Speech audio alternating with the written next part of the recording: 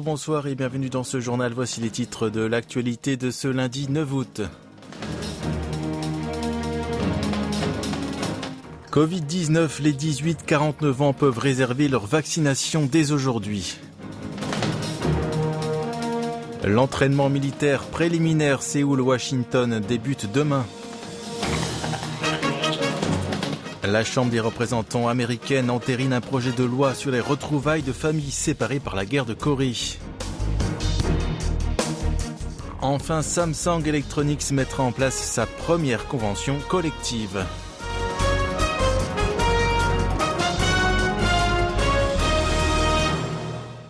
La réservation de la première dose de vaccin anti-Covid pour les Sud-Coréens âgés de 18 à 49 ans débute aujourd'hui pour 10 jours. Il s'agit d'environ 16,2 millions de personnes sur 17,7 au total. Pour décongestionner le flux des prises de rendez-vous, un système de rotation sur 10 jours a été mis en place. Chacun dans cette tranche d'âge pourra réserver sa place uniquement à une date dont le dernier chiffre coïncide avec celui de son jour de naissance. Ceux qui sont nés par exemple les 9, 19 et 29 peuvent donc réserver à partir de ce soir 20h jusqu'à demain 18h.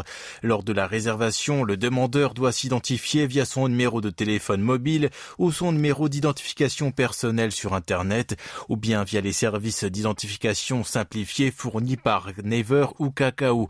Un code à 4 couleurs différentes indiquera le niveau d'encombrement du système, avec par exemple le rouge signifiant la saturation et le vert la fluidité. Les retardataires pourront réserver leur dose du 19 août au 18 septembre. La Corée du Sud a par ailleurs recensé 1492 cas positifs supplémentaires en 24 heures, dont 37 importés, un record pour un dimanche. 414 contaminations l'ont été à Séoul, 402 dans la province de Gyeonggi et 121 à Busan. Quelques 20 930 000 personnes se sont fait injecter la première dose de vaccin, soit 40,8% de la population totale. 7 720 000 individus ont, eux, achevé leur vaccination. Séoul et Washington vont entamer leurs exercices militaires préliminaires dès demain et jusqu'au 13 août. Cette formation du personnel de gestion de crise s'appuie sur un scénario de provocation localisée et d'attentats et a pour but d'empêcher la situation de tourner à la guerre.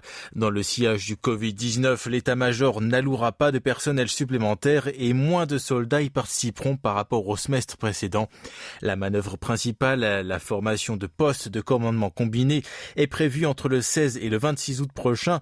Si elle mobilise l'effectif du quartier général de l'opération, l'unité militaire inférieure au corps d'armée va minimiser sa participation. Le scénario composé de 2 parties, à savoir la défense et la contre-attaque, restera inchangé.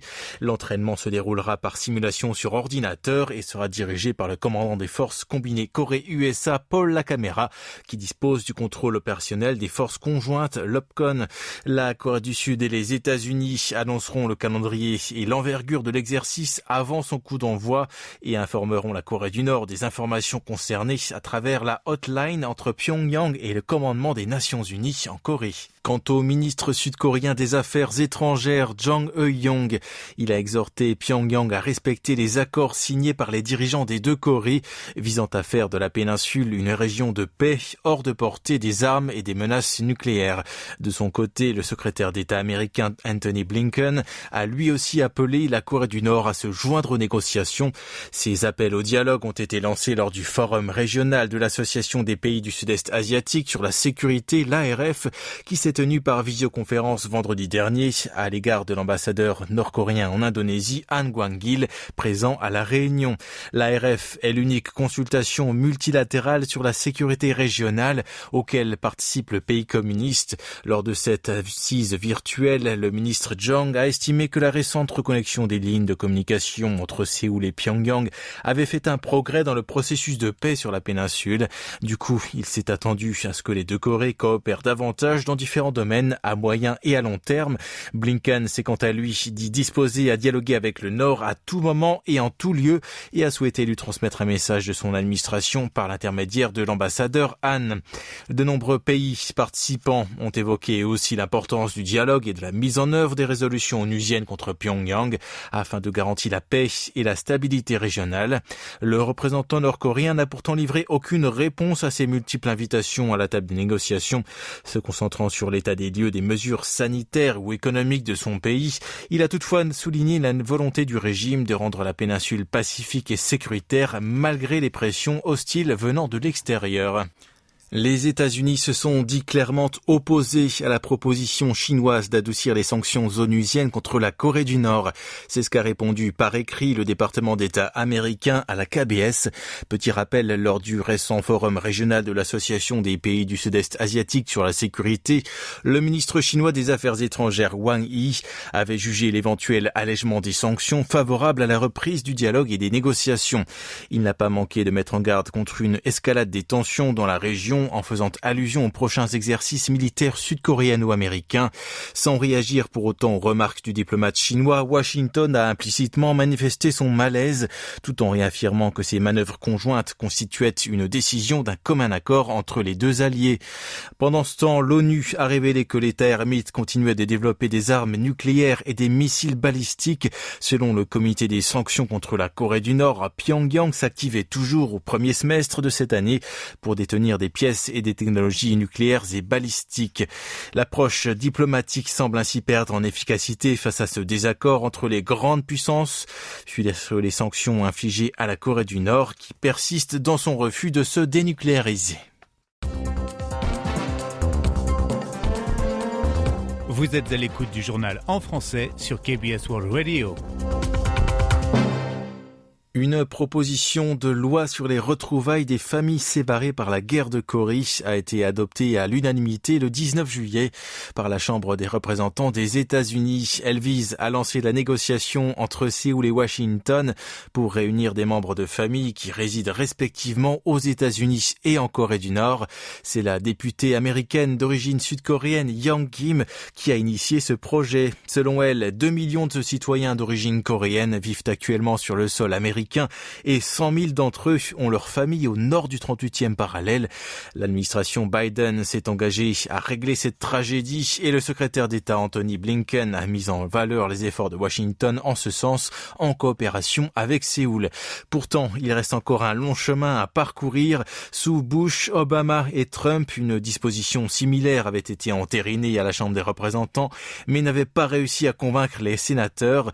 De plus, le pays communiste pourrait s'opposer à ce texte qui stipule la nomination d'un envoyé spécial chargé des droits de l'homme. Or, le timing est plutôt favorable, compte tenu du fait que les autorités diplomatiques sud-coréeno-américaines ont entamé des discussions d'une plus large aide humanitaire au régime communiste à la suite de la restauration des lignes de communication intercoréennes. Le patronat et les syndicats de Samsung Electronics vont conclure jeudi prochain la toute première convention collective dans l'histoire de l'entreprise. Depuis novembre dernier jusqu'à aujourd'hui, les deux camps ont mené une trentaine de tractations et pour ce faire, 4 syndicats ont formé un groupe de négociation collective. Fin juillet, les partenaires sociaux ont trouvé un terrain d'entente et 96% des membres du plus grand syndicat ont voté pour ce texte.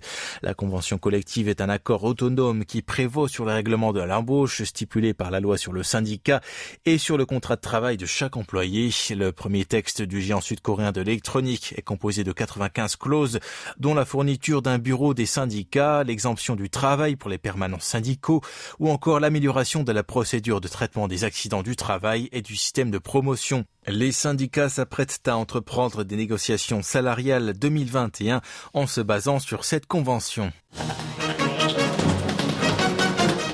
Enfin, les Jeux Olympiques de Tokyo se sont achevés hier soir par une cérémonie de clôture au Stade national olympique de Tokyo, sans public, toujours en raison des restrictions sanitaires prises face à l'épidémie de Covid-19. Seuls des dignitaires, des officiels et un nombre limité de sportifs étaient conviés à entrer sur le site. Le porte-drapeau de la Corée du Sud n'était autre que John Eun-tae, qui est devenu la veille le premier médaillé olympique du pays du matin clair en pentathlon moderne. En montant sur la dernière marche du podium. L'heure du bilan, 5 ans après la moisson de 9 médailles d'or à Rio, la Corée du Sud avait pour ambition de décrocher au moins 7 breloques de cette couleur à Tokyo.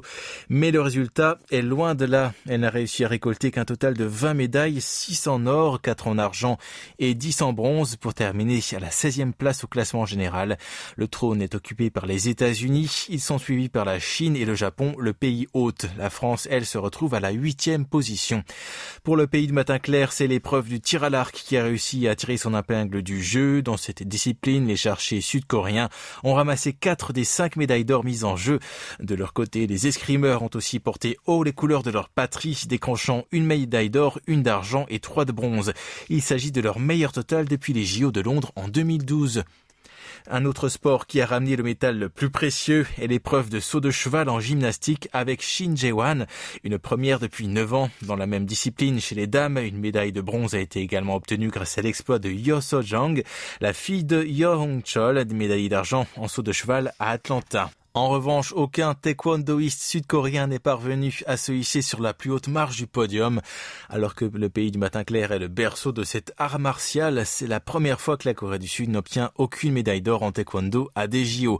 Après le retour, les guerriers de Taeguk recommenceront à s'entraîner pour la prochaine édition du plus grand événement sportif mondial qui se déroulera à Paris en 2024.